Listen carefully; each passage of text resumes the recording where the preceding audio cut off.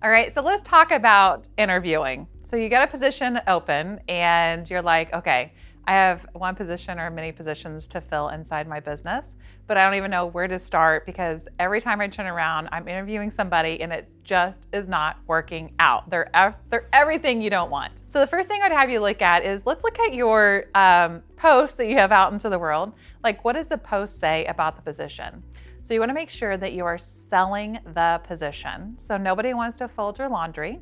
So make sure it's sexy and it sells.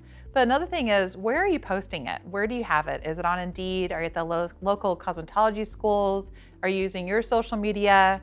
Are you asking for referrals in your area? So I want you to take a look at like, what does your post look like? Where are you posting?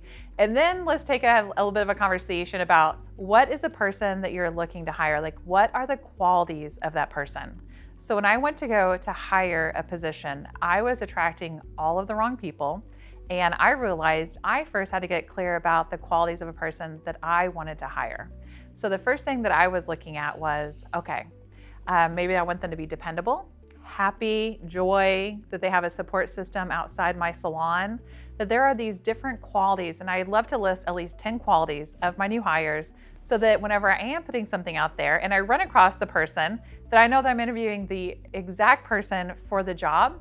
And I start to look at my culture and what does my culture need when it comes to the qualities of this person, or what positions need to be filled to up-level my guest experience to really live inside of my mission statement. So when you are looking at interviewing, when you are looking at recruitment, the most important thing is making sure that what you're putting out there is exactly what you're looking for. All right, so you've interviewed them, you've hired them, and then you have to take a look at your onboarding process. So they are like the perfect people within the first, however many days, they are the magical unicorn. You're so happy that you hired them, and then something happens. And they are maybe not the right fit, or maybe they are the right fit, but you're like, okay, what do I do now? How do I make this really magical for both them and I and our experience with these new hires? So one thing I absolutely love to do is make sure that my onboarding process is solid.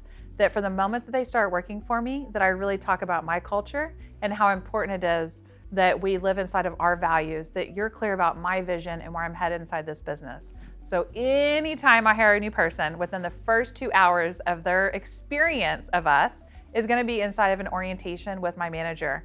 We have a checklist that we go through. We have a PowerPoint presentation we go through. And stats show that about 4% quit within the first, couple of hours of working for a company. And I promise you that is a celebration. Because if you are super clear about that new hire and what you expect from them and what they can expect from you, it is golden information. Whenever you are doing that, we have to look at how can we maximize this new hire? How can we get them really not only fitting into the culture, being clear about expectations, but then also creating the revenue so that they are not just kind of draining us from our hourly wages. That sometimes really does happen.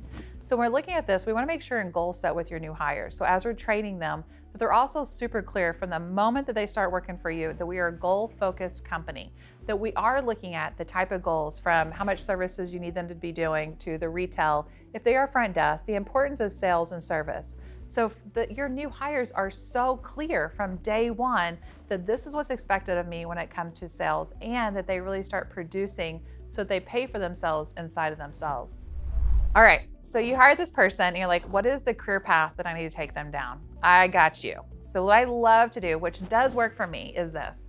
First of all, just hire. Always be recruiting, you know this, and always be hiring. Because if you find that perfect gem, I promise you they are worth hiring. But then what do you do with them, okay? So the best thing you can do is put them at the front desk at first.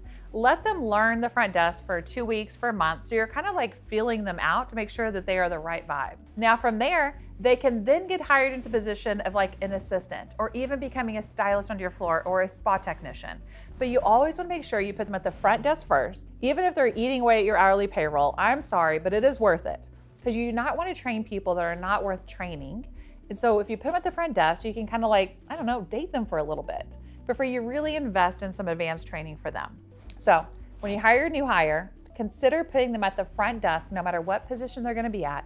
And not only this, like if they learn your front desk and they really are effective at that, they understand the flow, the customers, the products and everything, then they can be really, in their downtime, be supporting you at the front desk. So say your front desk calls in sick, because Lord knows that happens. Then they can then work the front desk if somebody calls in sick or whatever. So you always have somebody available to be working the desk. I promise you, front desk to assistant, then as a technician is really a higher success rate than just hiring them right on and going right onto your floor. This is gonna allow them to really understand your culture, your vibe, everything about your business, and they're gonna have a lot more confidence. Let's talk a little about cash flow issues because you don't have enough service providers. Well, that happens, all right? It actually happened to me last year. I had a team and then I lost half my team. I've actually had multiple walkouts as a business owner. Every time it happens to me, it's really one of the best things that ever does happen here because it allows me to really take a look at my culture and redefining it and really making sure the people I have hired really work for what I want to. So there are gonna be times that the services are not coming in, the retail's not coming in like you need to even pay your bills. But we wanted to start to look at, okay, how do we go from half staff to fully staffed again? It's always be recruiting. It's always recruiting, it's always hiring. It's having a solid training in place. And from day one that your new hires understand that this is how much money I need you to make, not only to pay for yourself, but also for profitability. Because if we have a profitable company, we're way more sustainable. And our employees are happy because we're happy. And then we also get to do really cool things with our team. So yes, it is gonna take some time. It will take time to hire a new person, to train them, to do all these things with them. But at the end of the day, I promise you it is worth it. It is how my company has stayed over $1 million for over the last 10 years is because I do believe in this path and the path does work. And I'm also not afraid to lose people. And as a non-technician owner, that's a really big deal because most of you can just go behind the chair and save your business. I cannot. I actually have to depend on people to be providing the service. And the way to do that is through a strong training program. So yes, I get it. You probably have like new hires, they're not paying for themselves. You don't even really know what to do with them. But I promise you, if you keep on training them on the goals and how to make the goals happen, they do become a profit center for you. Service providers, their timing and the amount of money they make. If we can all understand that we do one thing, which is sell time, then we would realize the faster we go, the more money we make. Or we have to double how much we're charging to even make the kind of money that we all want to make. So many times I hear that people want to be six-figure earners, but what does that take? Well, if you're only selling blocks of time, you're either going to have to go a little bit quicker at your services or charge more for them, right? Seems like a simple formula, but yet it gets so complicated. So when we're looking at this, I really want to make sure that inside of your salon and spa, that you have required time, that you have like a base price, like X amount for a haircut, and that it should only take you X amount of time to do that.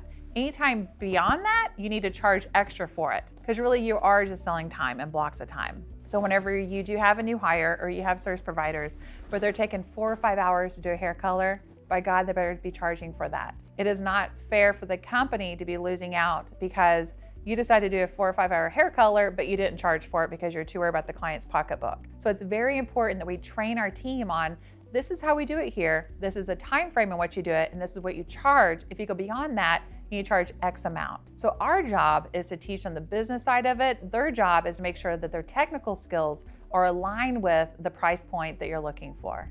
Let's talk about having a plan for our clients. All right, so I don't know about you, but I also notice a lot of times our team can come in and just run in the day, grab a cape and get to their station because our first guest is still waiting on them. Consider this is not really what we want to see happening inside of our business. We would love for our team to come in and bring intention, pull an intention card, fill out their money makers, create the plan and create the strategy. Then magically go to their station and do a beautiful consultation on the guest every single time. What we're not hearing and we don't want to be hearing is, so what are we doing today? Or same thing as last time. That just doesn't work. So if you want to have a really productive, efficient, effective service provider that is at their highest level, we want to start with their consultations. We want to make sure that 85% of our success is how we communicate. Only 15 is technical, but yet we rush through these consultations. Our consultations will set us up for success. It will listen to our guest needs. We can offer solutions. We know exactly what service we need to be providing. We might need to add on a service or take away. We need to talk to them about the at-home care and how to use their home care at home, how to do their hair, all while making sure that they book their next appointment. This all happens inside of the consultation. So when we're looking at this, like I said, from the moment the service provider walks in the door, to their experience on how they start their day, to their consultations, to how they say goodbye to their guest, is very powerful in how we can make sure that our service providers are really listening to the guest needs and offering solutions. Our job is to educate, the client's job is to choose.